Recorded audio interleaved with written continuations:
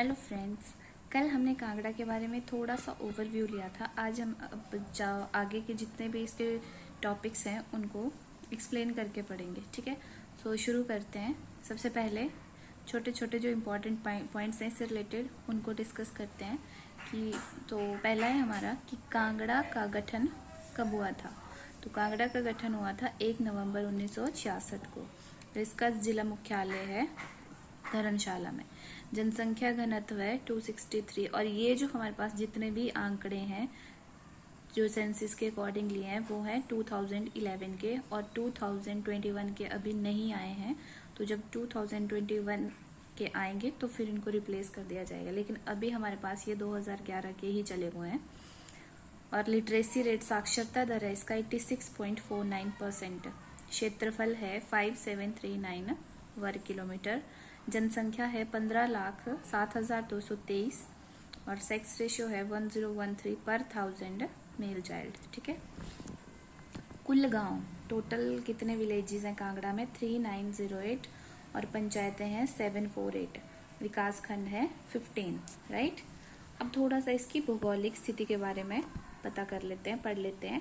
तो भूगोल में आएगा सबसे पहले इसकी पोजीशन, तो वो है नॉर्थ वेस्ट में 32 डिग्री 40 मिनट से 32 डिग्री 25 मिनट तक उत्तरी अक्षांश, और पूर्वी देशांतर में है 70 डिग्री 35 मिनट से 77 डिग्री 5 मिनट तक। ठीक है, अब कांगड़ा की जो डायरेक्शंस हैं, ठीक है, नॉर्थ साउथ ईस्ट वेस्ट, उन डायरेक्शंस में कौन सी डायरेक्शन में कौन सा जिला है, कौन सा राज्य है, वो हम पढ़ेंगे अभी।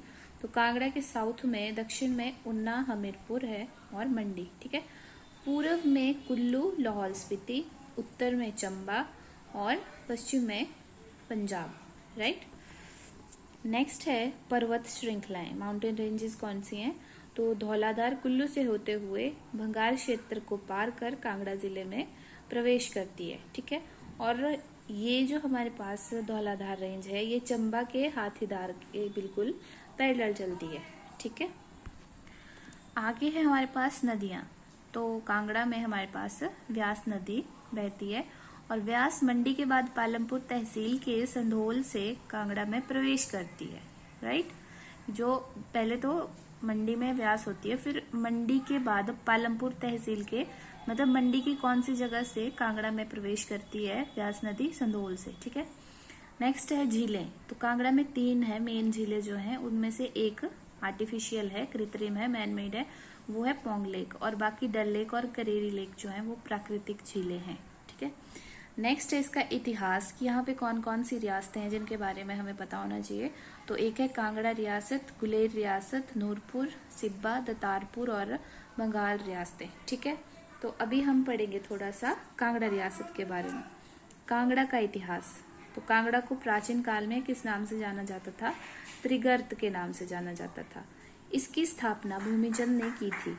ठीक है, जो त्रिगर्त था उसकी स्थापना भूमिचंद ने की थी, जिसकी राजधानी मुल्तान थी, या पाकिस्तान, मतलब ये पाकिस्तान में थी उस वक्त। तो भूमिचंद ने त्रिगर्त की स्थापना की थी। ठीक है, इस वंश के 234वें राजा, अब जो भूमिचंद हैं उनके वंश के 234वें राजा थे सुशर्मा।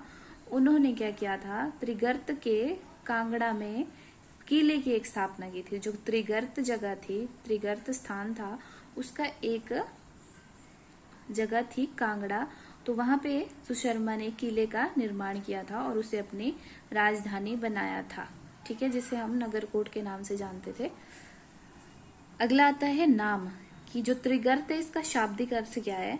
तो इसका शाब्दिक अर्थ है त्रि यानी 3, और गर्त होता है मतलब कोई भूभाग हमारा जो सराउंडेड हो किसी जगहों को मिला के, तो त्रिगर्त यानी 3 जगहों को, जब 3 जगहें आपस को ट्रायंगल में काटेंगी या एक ट्रायंगल शेप बनाएंगी तो वो हमारा त्रिगर्त बनेगा। ठीक है, तो शाब्दिक अर्थ है इसका 3 नदियों के बीच फैला भूभाग, और वो 3 नदियां कौन सी हैं?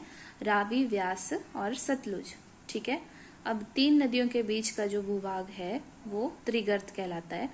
और आगे 3 नदियां ये भी हैं जिसको त्रिगर्त के नाम से जाना जाता है, जो इन तीनों नदियों का संगम स्थल है बाणगंगा, कुराली और न्यूगल। बाणगंगा, कुराली, न्यूगल के संगम स्थान को भी त्रिगर्त कहा जाता है। ठीक है, फिर आगे आता है कि जालंधर, पद्म पुराण और कनिंगम के अनुसार जालंधर नाम जालंधर दानव से लिया गया है जिसको शिव ने मारा था। ठीक है, तो ये जो हमने अभी त्रिगर्त पढ़ा उसी को जालंधर के नाम से भी जाना जाता था।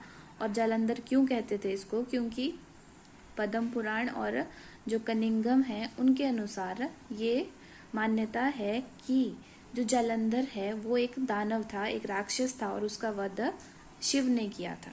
ठीक है, नेक्स्ट है त्रिगर्त की राजधानी, और इस जगह पे किया था वो उसका वध, तो इस वजह से इसका नाम जालंधर भी था।